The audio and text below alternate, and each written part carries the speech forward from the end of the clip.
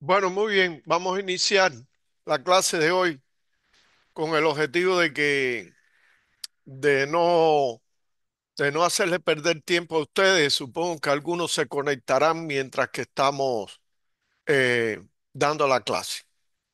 Bueno, ya en, ya en este momento del curso, en esta cuarta clase, vamos a examinar un tema que es importante también para la protección radiológica, que son los métodos de medición de las radiaciones ionizantes. Porque como todos sabemos, las radiaciones ionizantes, pues tienen el misterio que no se huelen, no se sienten y no se ven. La única forma que tenemos de saber el riesgo al cual nos exponemos respecto a las radiaciones ionizantes es midiendo las radiaciones ionizantes. Para ello es importante saber bien a qué nos enfrentamos y qué tipo de equipos es el adecuado para realizar las mediciones. Porque igualmente, si no usamos un equipo adecuado, corremos el riesgo de pensar que estamos bien protegidos y capaz que no estamos midiendo toda la radiación a la cual estamos expuestos. Para eso precisamente es la clase de hoy donde vamos a ver los métodos de medición de las radiaciones ionizantes, los que fundamentalmente se usan en protección radiológica. Porque obviamente hay otros métodos y continuamente se están desarrollando nuevas tecnologías para la medición de las radiaciones ionizantes. Igual que en otros muchos campos, pues aquí en el campo de la medición, de los métodos de medición de las radiaciones ionizantes, pues se hacen desarrollos continuos de la tecnología. ¿Cuál es el objetivo de la clase de hoy?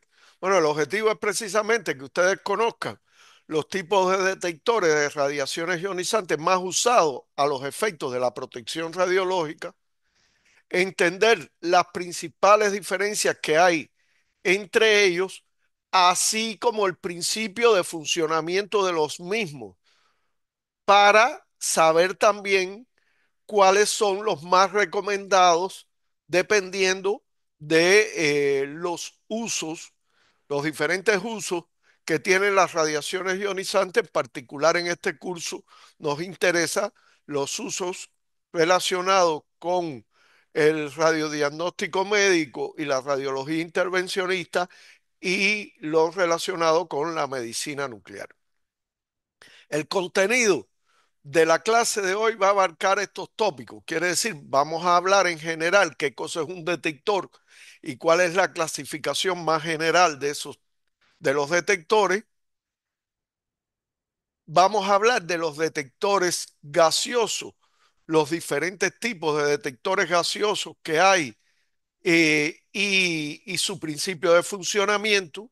Vamos a hablar de los detectores de centelleo y también su principio de funcionamiento, de los detectores de emisión fotográfica, su principio de funcionamiento, los detectores semiconductores y su principio de funcionamiento, y los detectores termoluminiscentes y su principio de funcionamiento.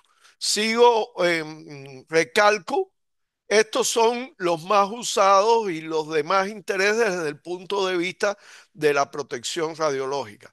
Tenemos también detectores a partir de películas radiocrómicas que se usan en radioterapia, que tienen sus usos en esa práctica en particular, pero que no tienen un uso extendido en la protección radiológica. Tenemos detectores a partir de diodos que también se usan, por ejemplo, en radioterapia, pero igualmente no tienen un uso extendido en radioterapia, en protección radiológica, porque están dirigidos a medir haces muy pequeños, que no es el escenario, digamos, común que tenemos en protección radiológica, donde medimos haces alineados y extendidos. Entonces, digamos que estos son los más importantes desde el punto de vista de la protección radiológica. Lo primero que cabría definir bien es qué cosa es un detector. Un detector de radiaciones ionizantes, porque hay detectores de muchas cosas. Un detector de radiaciones ionizantes es un dispositivo que utiliza la energía de la radiación incidente y la transforma en una señal, señal que puede ser detectada y puede ser cuantificada. A veces hay detectores que son muy buenos para detectar, pero no son tan buenos para cuantificar. Pero en cualquiera de los casos sigue siendo un detector y habrá que usarlo con determinadas precauciones, digamos, porque sabemos que pudiera no ser bueno a la hora de cuantificar las radiaciones en una práctica determinada, pero puede ser muy bueno a la hora de detectar las radiaciones. Para cumplir su función, los detectores lo que hacen es utilizar propiedades muy bien conocidas de la interacción de las radiaciones ionizantes con la materia. En particular, la ionización, que es, digamos, el principio de los detectores gaseosos y de los detectores de emulsión fotográfica, por ejemplo, y la excitación, que es, por ejemplo, el principio de los detectores termoluminiscentes y los detectores de centelleo. Al final, lo que lo que han hecho los científicos con sus investigaciones es idear equipos que, utilizando estas propiedades muy bien estudiadas acerca de la interacción de las radiaciones ionizantes con la materia, pues nos puedan proveer ese objetivo, que es detectar y cuantificar las radiaciones ionizantes. Pasemos a ver pasemos un poco a ver cómo de forma general se clasifican los detectores, los que se usan en protección radiológica. Bueno, la primera forma de clasificarlo, que quizás es la más utilizada, es según su principio de funcionamiento. Y según su principio de funcionamiento, los detectores pueden ser detectores gaseosos, pueden ser detectores de centelleo, pueden ser detectores semiconductores, pueden ser detectores de emulsión fotográfica y pueden ser detectores termoluminiscentes. Esos son, digamos, los principales principios de funcionamiento que utilizan los detectores en protección radiológica. Otra forma de clasificarlo, que no es menos importante, es según el tiempo de respuesta del detector. Hay detectores que son de medición directa, que usted puede tener un resultado directamente cuando utiliza el detector, y otros son de medición diferida. ¿Qué quiere decir medición diferida? Quiere decir que ellos efectivamente interaccionan con las radiaciones en el momento en que ocurre la irradiación del detector, pero los resultados solo pueden obtenerse después de que ese tipo de detector pasa un determinado proceso para correlacionar el principio de medición de él con la dosis o la magnitud que quiera ser estudiada en el campo de radiación donde el mismo fue utilizado. Y vamos a ver más adelante ejemplos de detectores de medición directa y detectores de medición diferida. Todo está en el uso que se le vaya a dar a el resultado de la medición.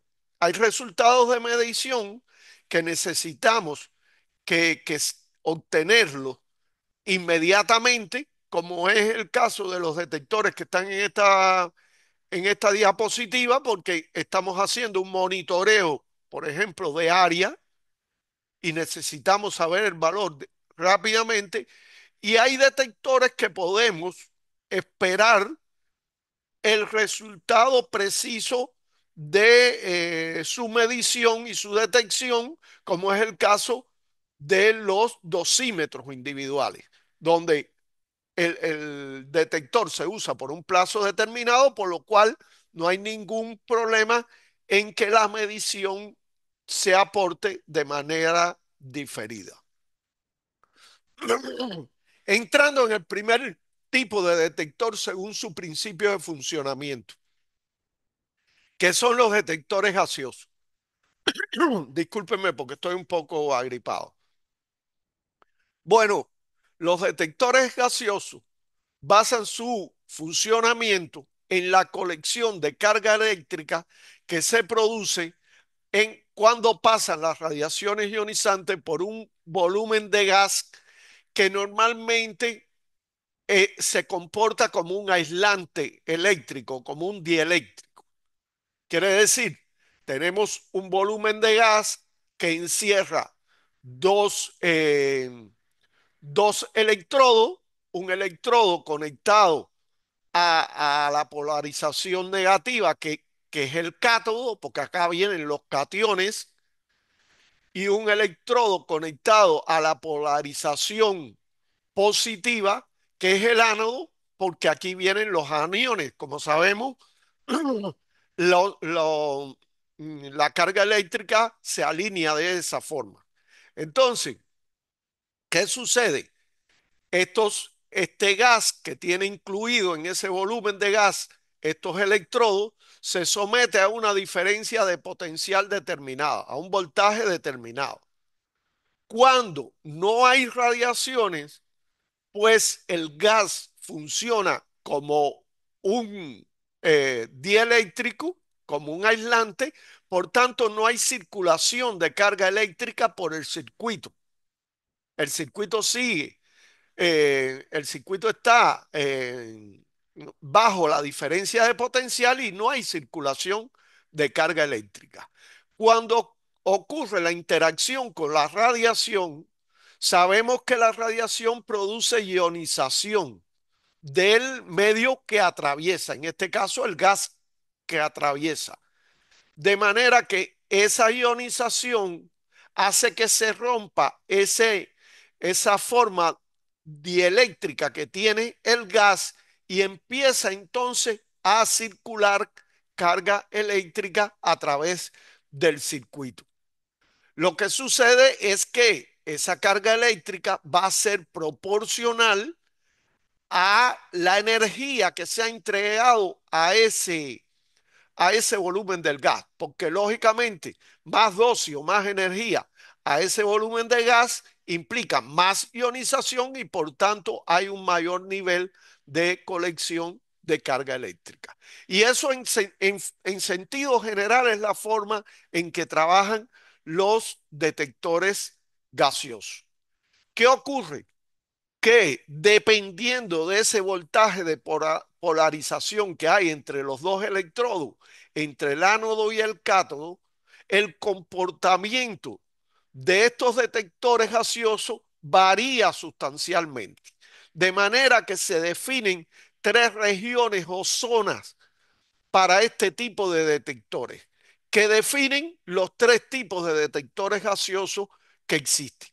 Una zona que es la zona de ionización o de cámara de ionización, donde, como vemos aquí, la amplitud del impulso o de la carga colectada es constante cuando se varía la diferencia de potencial entre el ánodo y el cátodo.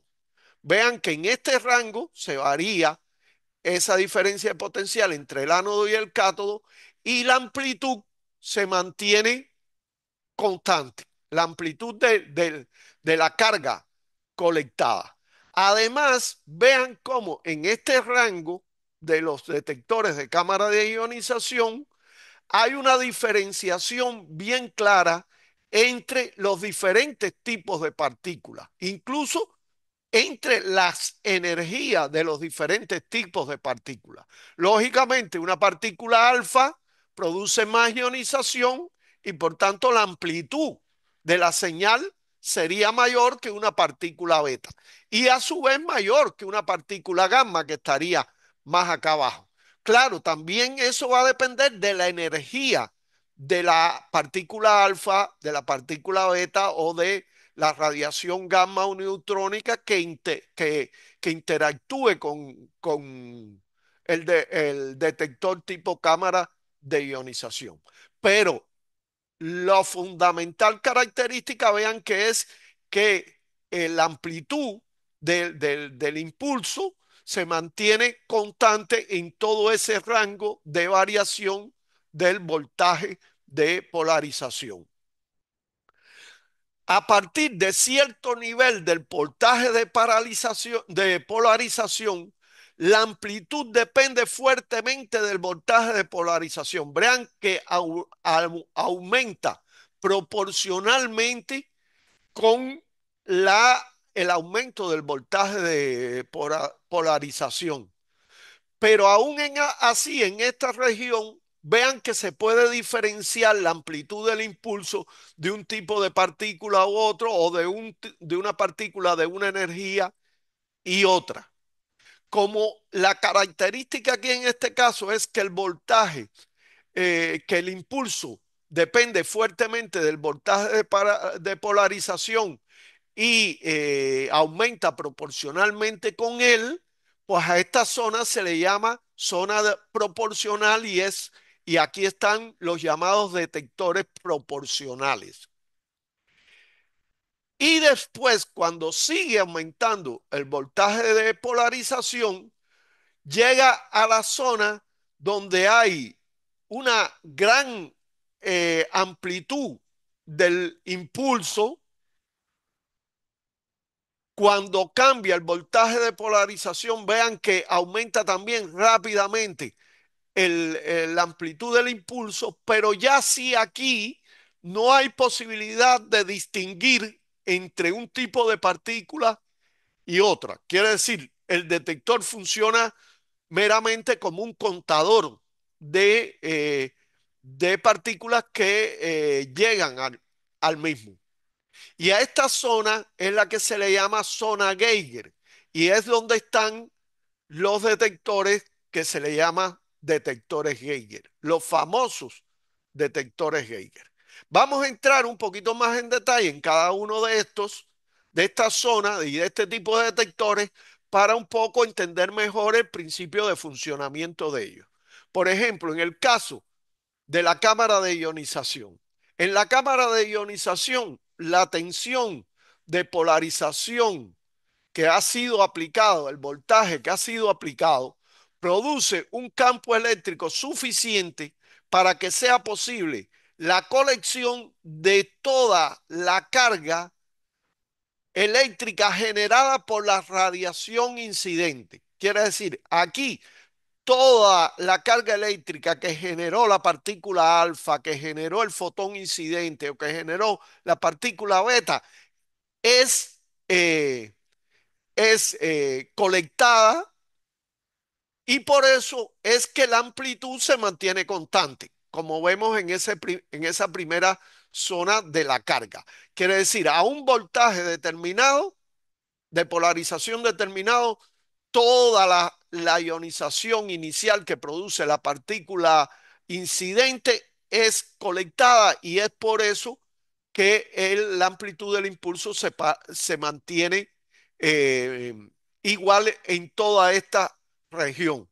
Claro, ¿qué sucede? Que al solo colectarse esta esta carga eléctrica debido a la ionización de la radiación incidente, vean que la amplitud de la señal es relativamente baja. Quiere decir, la amplitud del impulso es relativamente baja.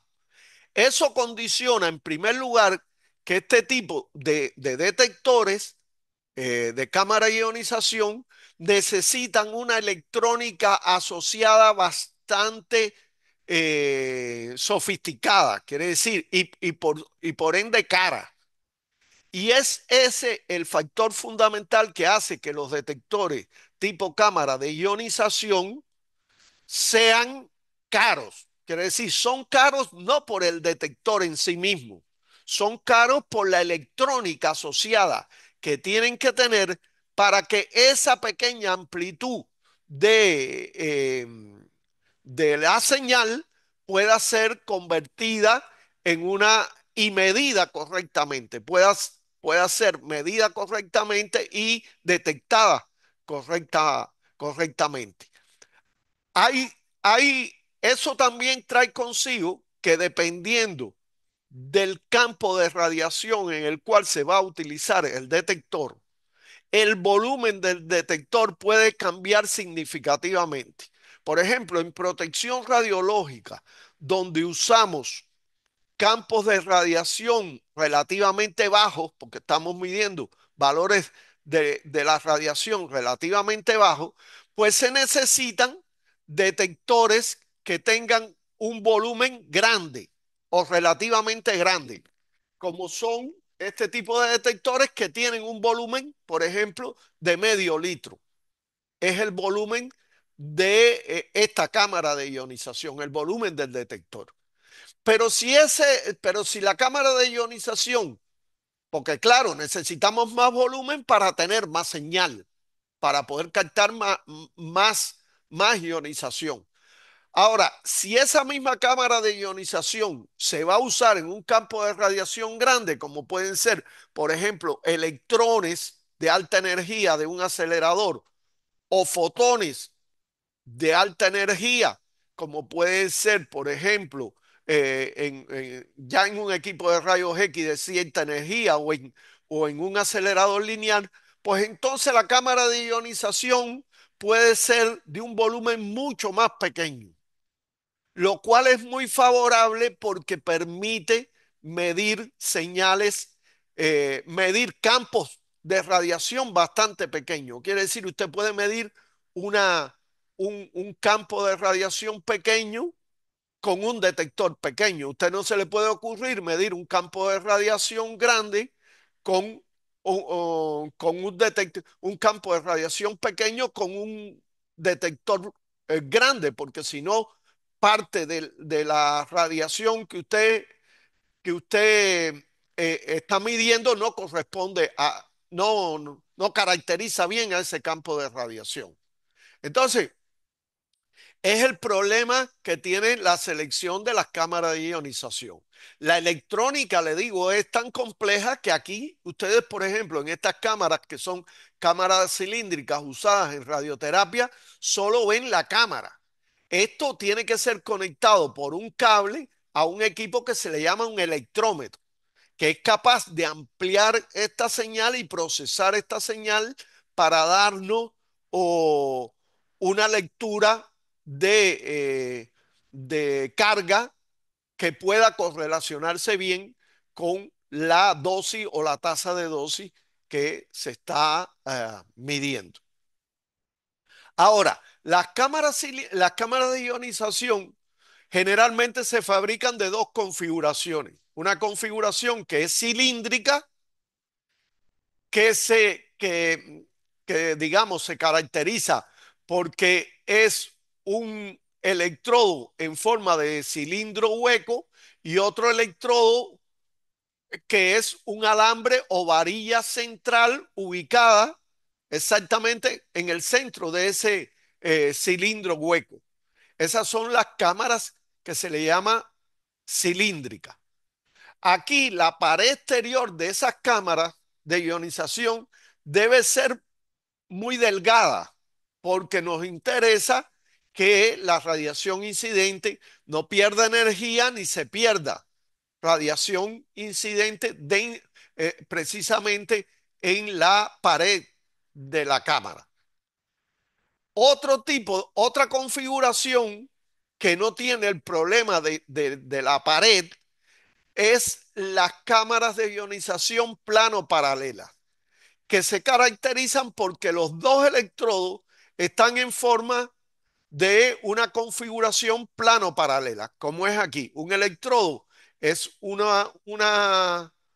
es plano y es a su vez paralelo al otro electrodo. Y estas son particularmente útiles para medir radiación beta y para medir electrones, porque lógicamente ahí no tenemos el problema de la pérdida en la medición que puede estar asociada con estas partículas que sabemos que los electrones interactúan mucho con y las partículas beta interactúan mucho con la radiación beta, interactúa muy rápidamente y se atenúa muy rápidamente, pues entonces esta configuración es la que se usa para medir electrones y radiación beta. Hasta ahí lo de las cámaras de ionización. Nos estamos moviendo aquí en esta zona de la gráfica de los detectores gaseosos. Saltemos a la otra zona de la gráfica de los detectores gaseosos, que es la zona de los detectores proporcional.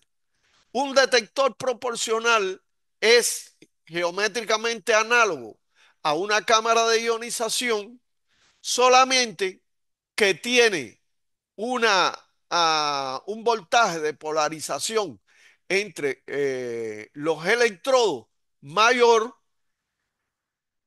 y eso provoca que al aumentar la tensión entre,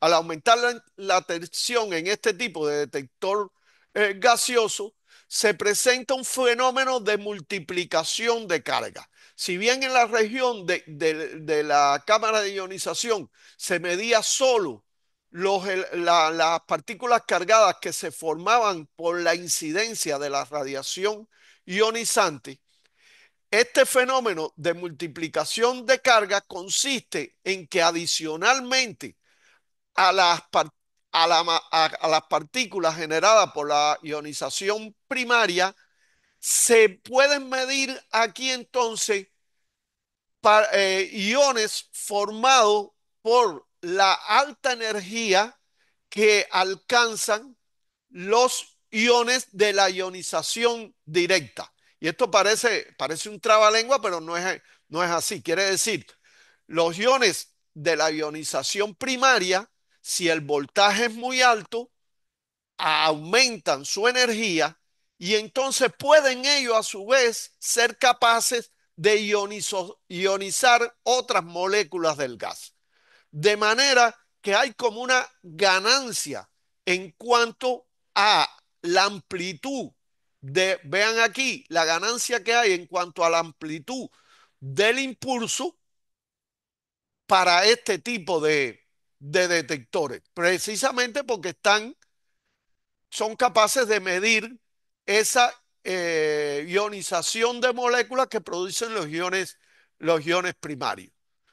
Aquí no todas las geometrías son factibles para los detectores proporcionales. Aquí básicamente para los detectores proporcionales se usa la geometría cilíndrica. Quiere decir, un cátodo cilíndrico y un ánodo en forma de hilo metálico muy fino.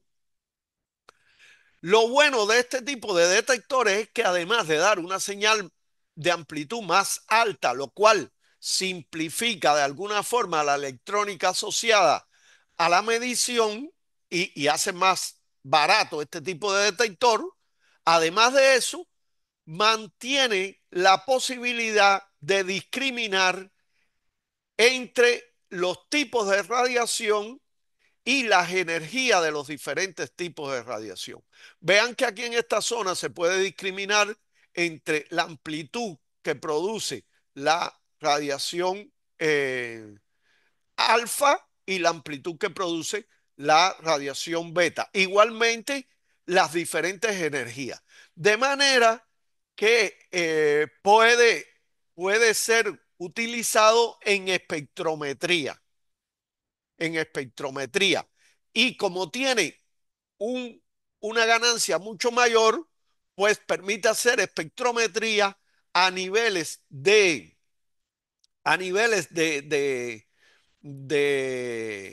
radiación mucho más bajos que los que permitiría hacer una espectrometría con un detector del tipo de cámara de ionización.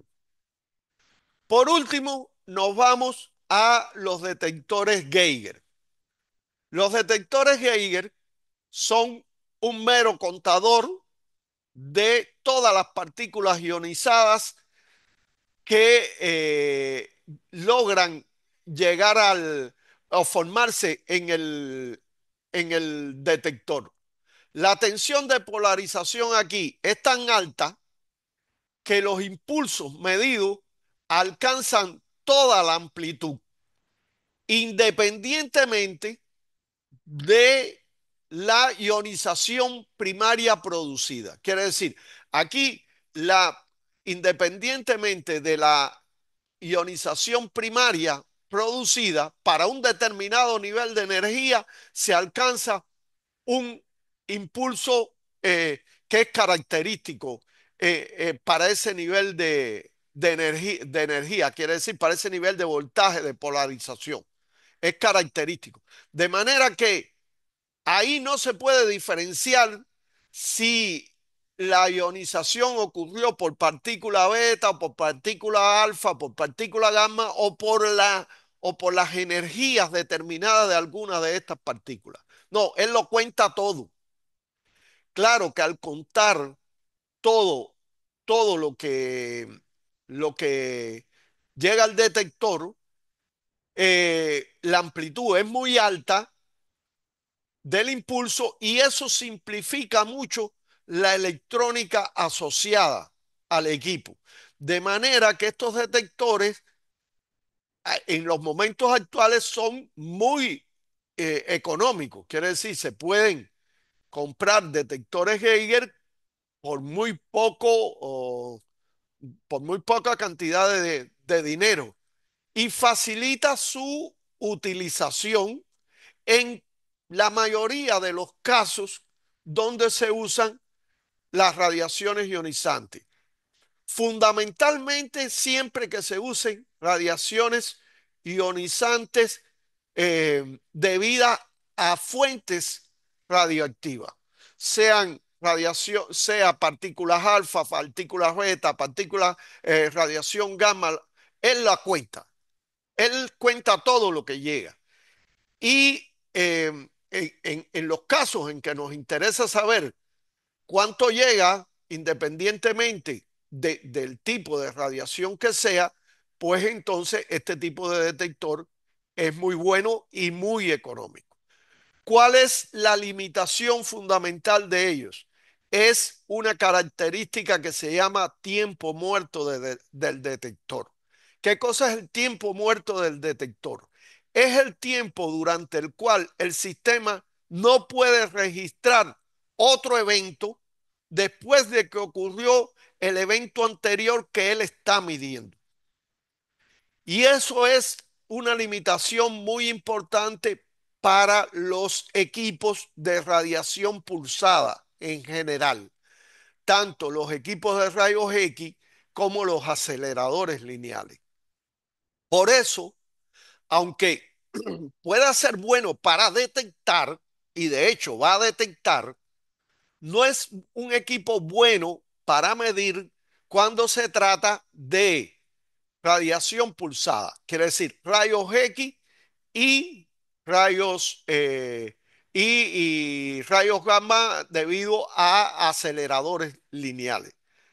¿Por qué? Porque el tiempo muerto del detector es mayor, es del orden de 1 milisegundo, pero es mayor que el tiempo del pulso que genera el equipo de radiación ionizante. Entonces, no va a contar todo lo que realmente tiene que contar para medir bien. Por eso, en los equipos de rayos X y en los aceleradores lineales, lo recomendable no es usar detectores Geiger. Lo recomendable es usar cámaras de ionización.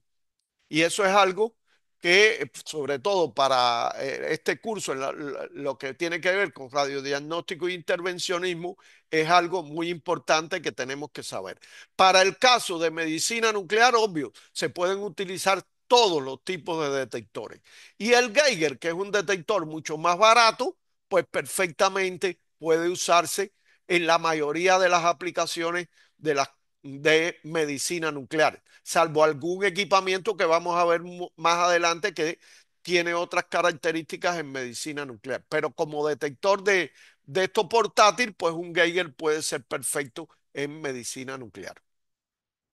Bueno, hasta ahí los tres tipos de detectores relacionados con los detectores gaseosos.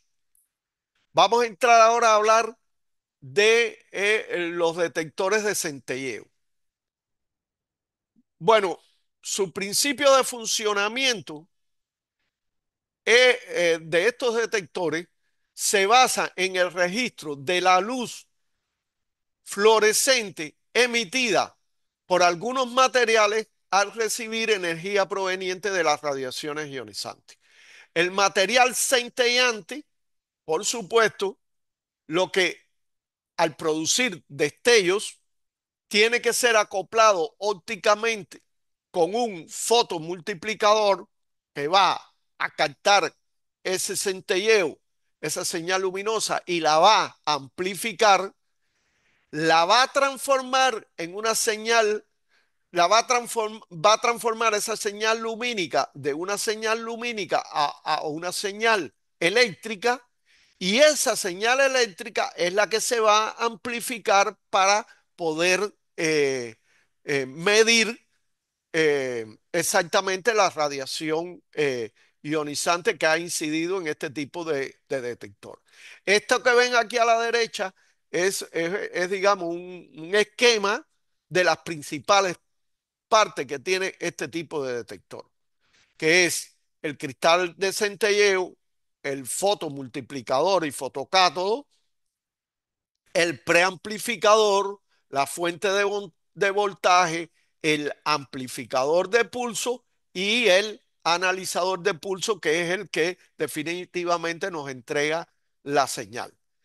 Estos detectores se caracterizan por una elevada velocidad de respuesta, quiere decir, responden muy rápidamente, muy buena linealidad con la energía, lo cual es fundamental en algunos casos, porque en algunos casos nos interesa detectar particularmente los fotones de una energía determinada, y mayor sensibilidad a la radiación gamma que los detectores gaseosos. De manera que cuando queremos,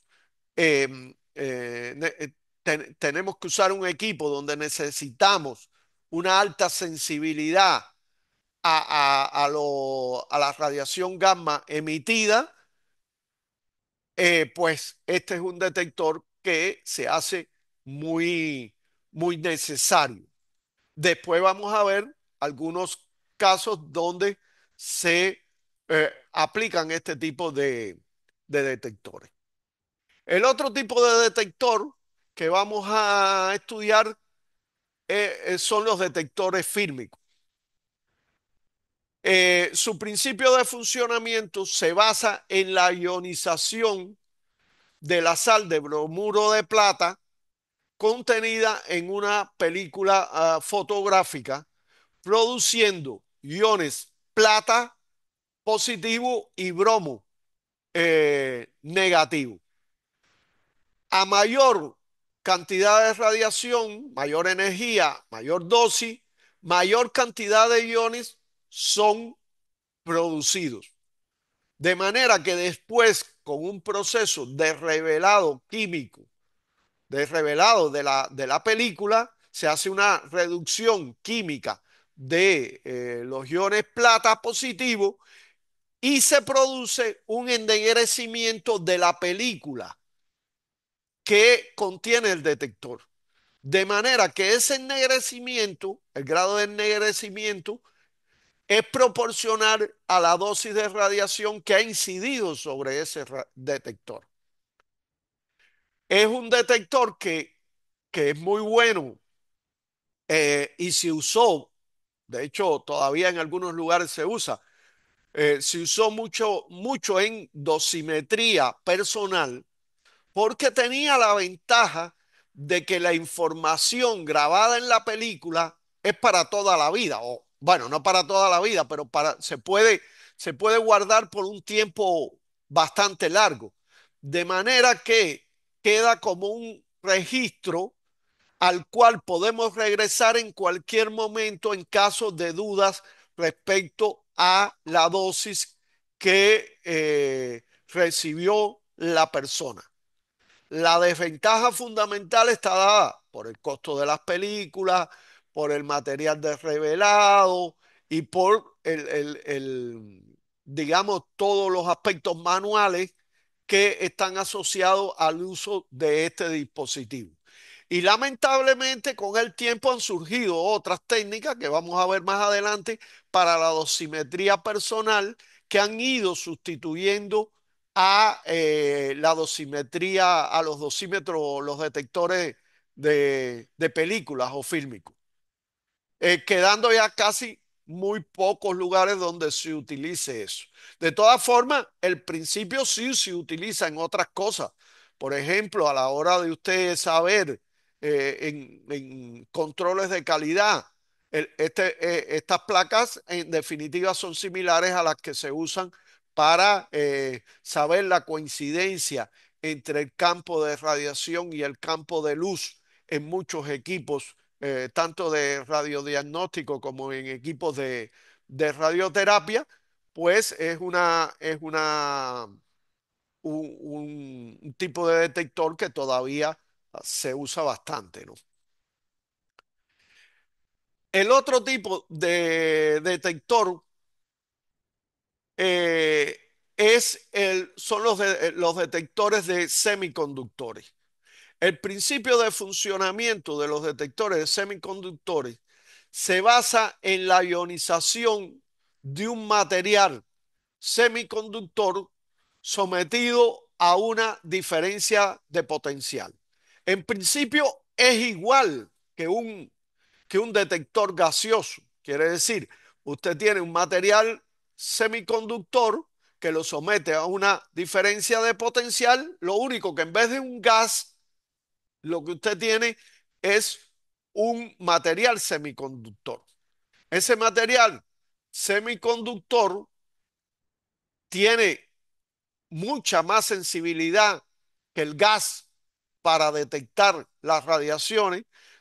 Se dice que se necesitan 10 veces menos dosis o energía que los detectores gaseosos para la misma amplitud de señal. Quiere decir, para un nivel de amplitud de señal con 10 veces menos energía o dosis, este detector puede funcionar. Y eh, es muy usado actualmente también en equipos de protección radiológica porque además tiene la ventaja de que no hay problemas de fuga de gas, ruptura de la membrana del detector, etcétera, y eso les da una utilidad adicional a esos equipos formados con detectores tipo semiconductores. El otro tipo de detector son los detectores de termoluminiscencia. ¿Qué cosas son los detectores de termoluminiscencia? Bueno, los detectores de termoluminiscencia se basan en materiales dieléctricos, es decir, aislantes, que tienen características muy particulares. Ellos tienen una separación amplia, mayor de 5 electronvolts, entre la banda de conducción y la banda de valencia.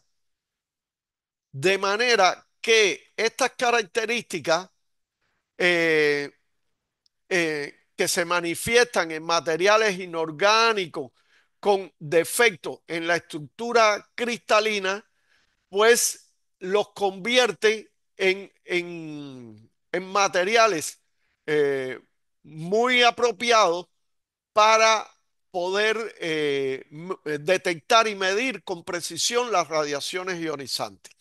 Estos defectos que tienen estos materiales inorgánicos en su estructura actúan realmente como trampas que están ubicadas en la banda prohibida. Quiere decir, la banda prohibida que está entre la banda de conducción y la banda de valencia.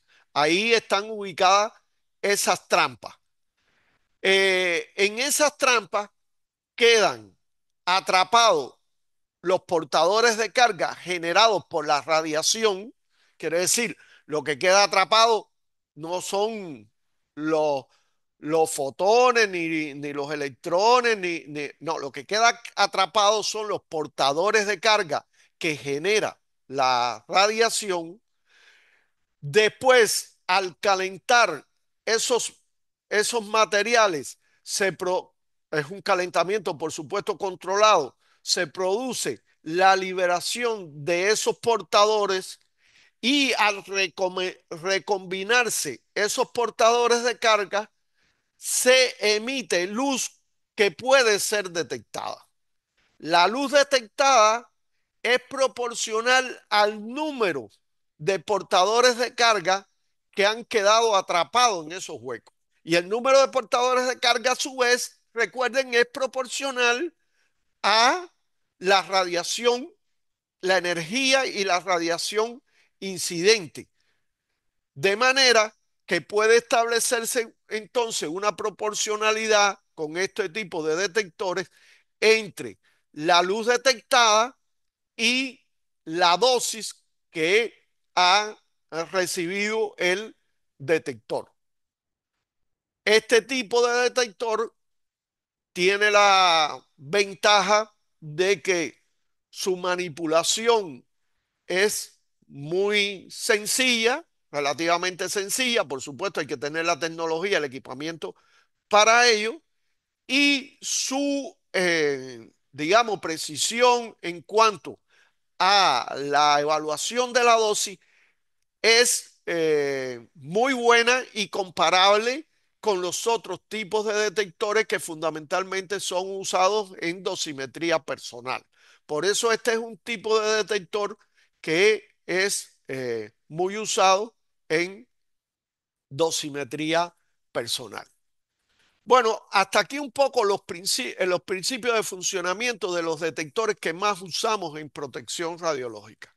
Hablemos un poco precisamente del uso que tienen estos detectores. Los detectores cámara de ionización. Recuerden que dijimos que eran muy buenos midiendo tasa de dosis y dosis, particularmente para medir radiación pulsada. Entonces, por eso son muy usados en el monitoreo radiológico de eh, el monitoreo radiológico de zona en instalaciones de radioterapia que usen equipos aceleradores lineales y también en instalaciones de radiodiagnóstico que usan equipos generadores de rayos X, ambos de radiación pulsada. También son muy usados como detectores en los llamados detectores de pozo. Los detectores de pozo son detectores que precisamente tienen una configuración tipo un pozo que para algunas prácticas en particular son muy necesarios. Por ejemplo, en medicina nuclear son muy necesarios dentro de como detector para los calibradores de dosis, porque ello es digamos, la geometría más parecida a medir una fuente a todo su alrededor. Entonces es mucho más fácil utilizar esta geometría para partir de esta geometría, utilizar, por ejemplo, la actividad de una fuente determinada. Fuente que puede ser usada, por ejemplo, en braquiterapia o fuente que puede ser usada en medicina nuclear. eh, eh, Hablando de fuente, por ejemplo, una jeringa, la actividad que hay dentro de una jeringa. Necesita ser medida para ser administrada en medicina nuclear y este tipo de configuración de las cámaras de ionización como detectores de pozo, pues es la configuración fundamental que se usa en este tipo de detectores. Adicionalmente, también puede ser utilizado como medidor de contaminación superficial, pero fundamentalmente para radiación a radiación eh, de baja energía que por otros tipos de detectores no pueden ser detectadas. Porque recuerden, en el caso de la contaminación, vamos a medir supuestamente niveles muy bajos y ya sabemos que estos detectores para medir niveles muy bajos, pues necesitan volúmenes grandes. Entonces, por eso muchas veces las sondas que utilizan este tipo de detectores son sondas grandes para poder medir niveles de radiación al nivel de contaminación superficial. Hasta ahí las aplicaciones fundamentales de los detectores cámara de ionización. Recuerden que también en radioterapia las cámaras de ionización son, digamos, el caballo de batalla para medir los ACE. Y también en radiodiagnóstico, las cámaras de ionización son fundamentales para medir los haces de radiación de rayos X. En cuanto a los detectores proporcionales, ¿cuáles son los usos fundamentales que tienen los detectores proporcionales?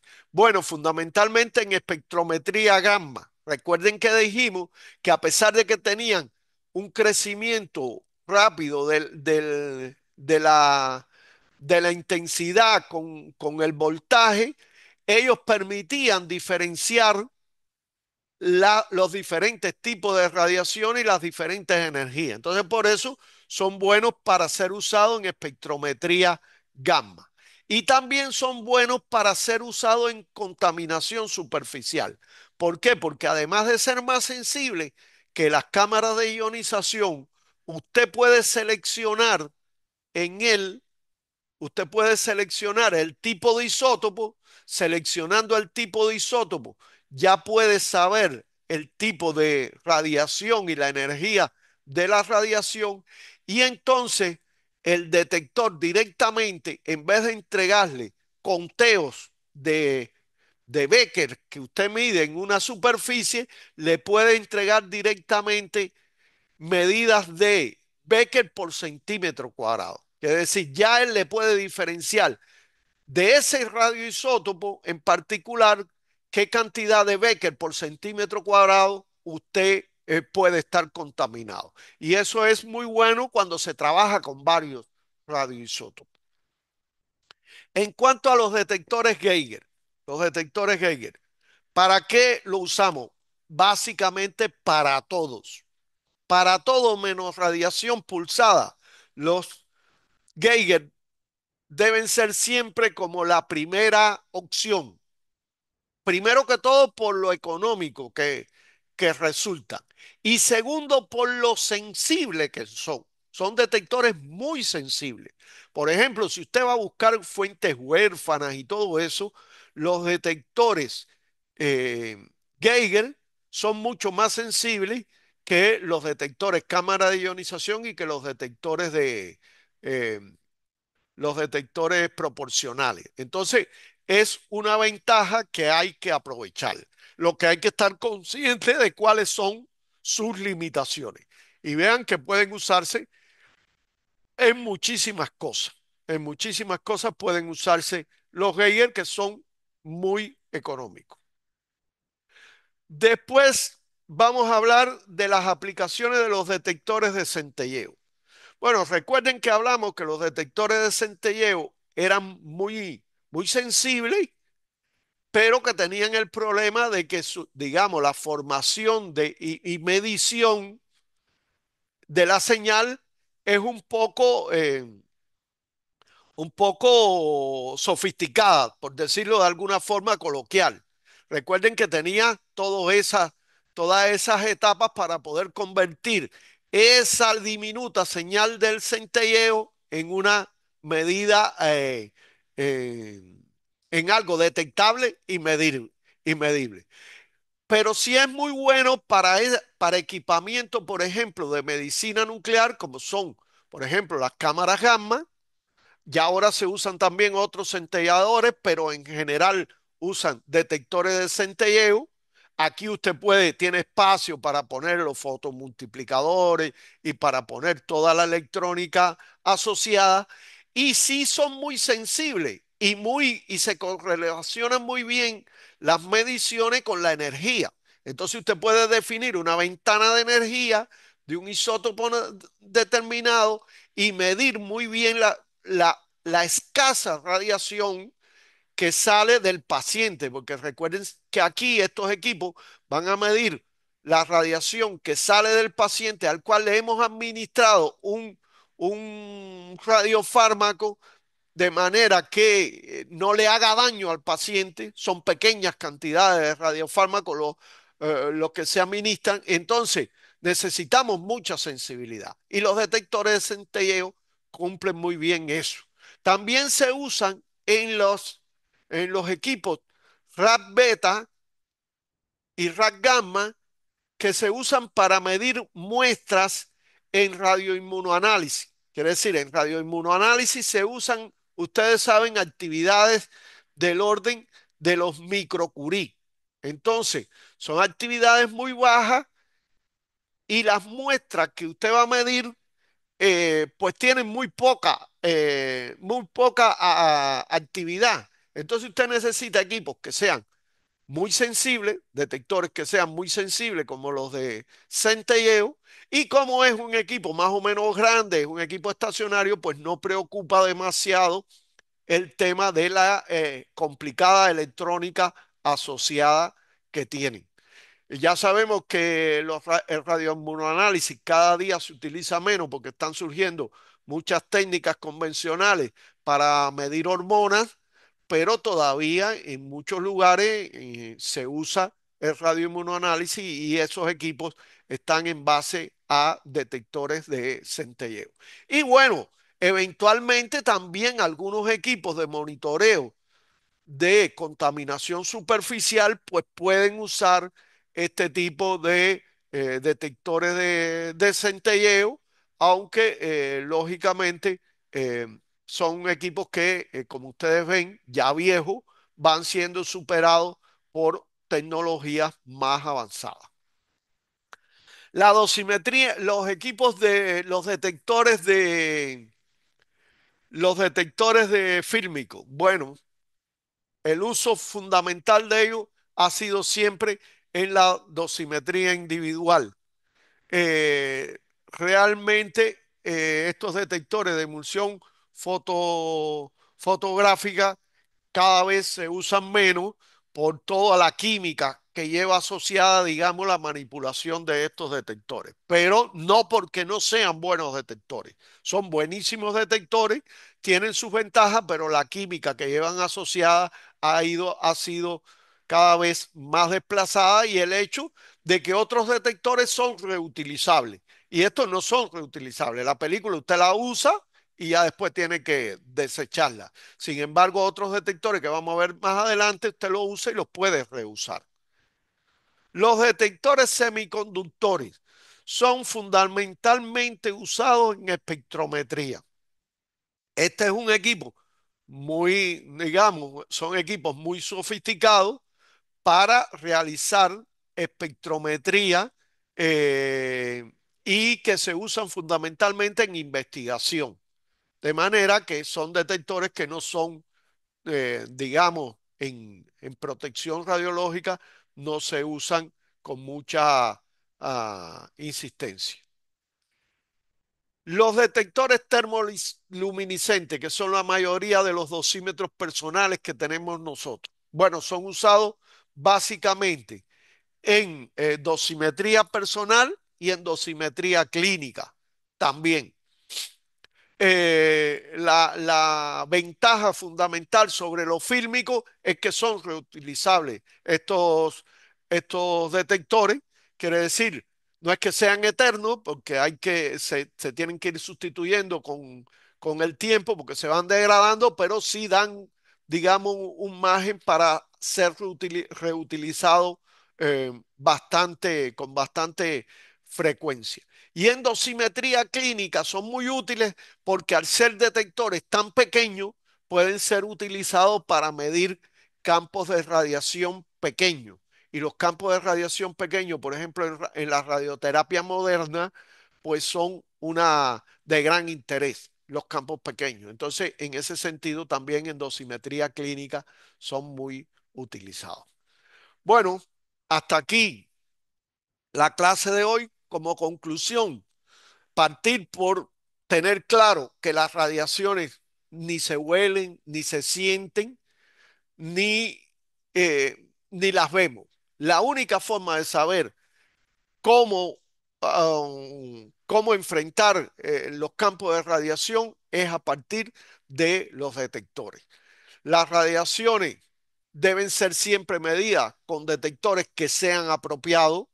En principio, casi que cualquier detector puede medir, pero, o puede detectar, pero que pueda medir correctamente, hay que saber bien las limitaciones de cada uno de los tipos de detectores.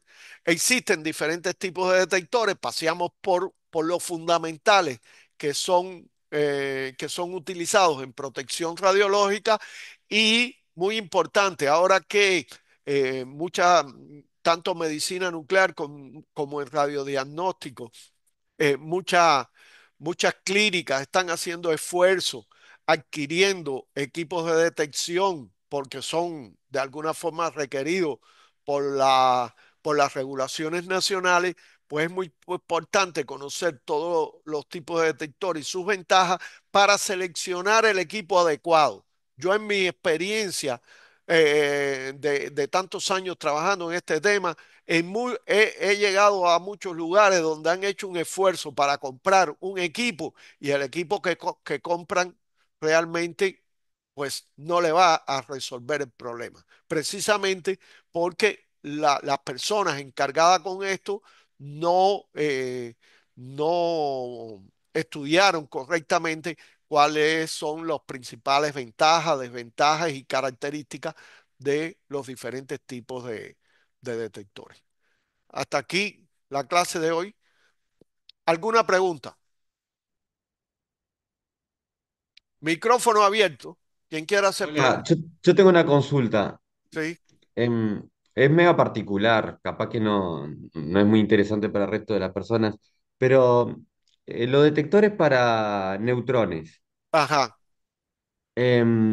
¿cuál es el fundamento? ¿Cuál sería o A no está ver, dentro a de ver, estas categorías? no, los detectores para neutrones al final son detectores de este tipo Por ejemplo, en la mayoría de los casos son cámaras de ionización que se acoplan a, a una esfera de Bohr, que es la que permite moderar los neutrones hasta un nivel de energía que permita medirlo con estos tipos de detectores. No son otros. Cuando usted dice que va a comprar un detector de neutrones y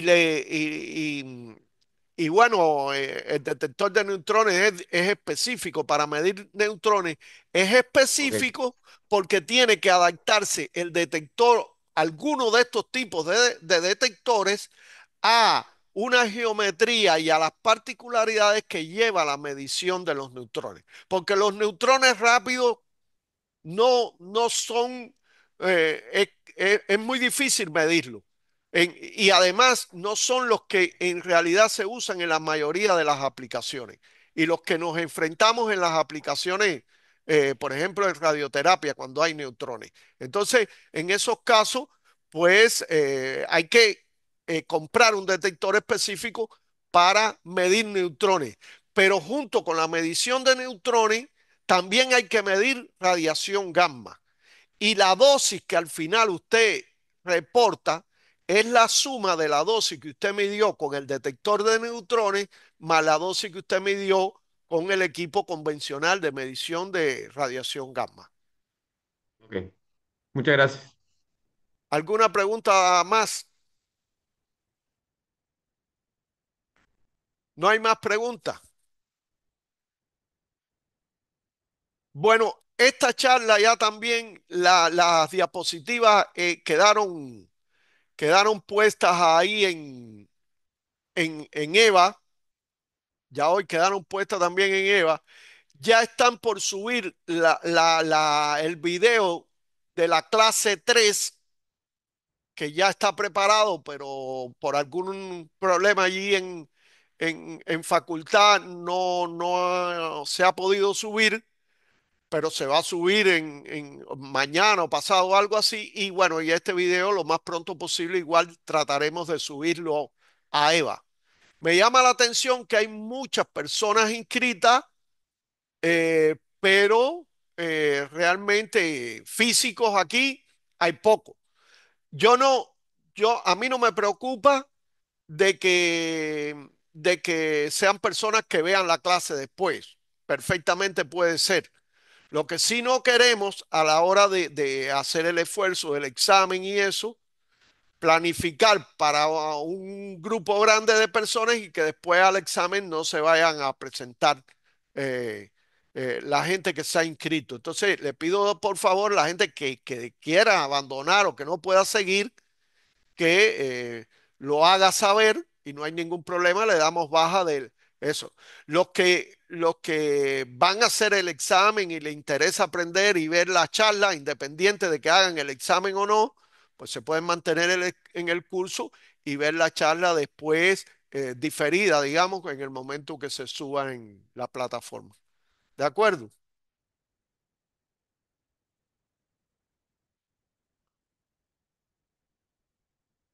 ¿Alguna pregunta? ¿Algún comentario?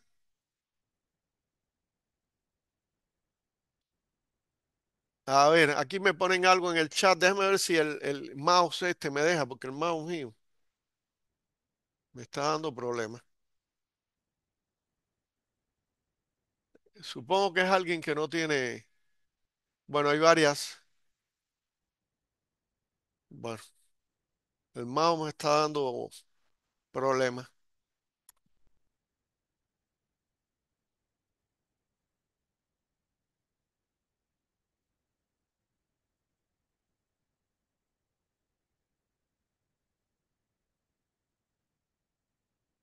¿Alguien de los que dijo algo es alguna pregunta?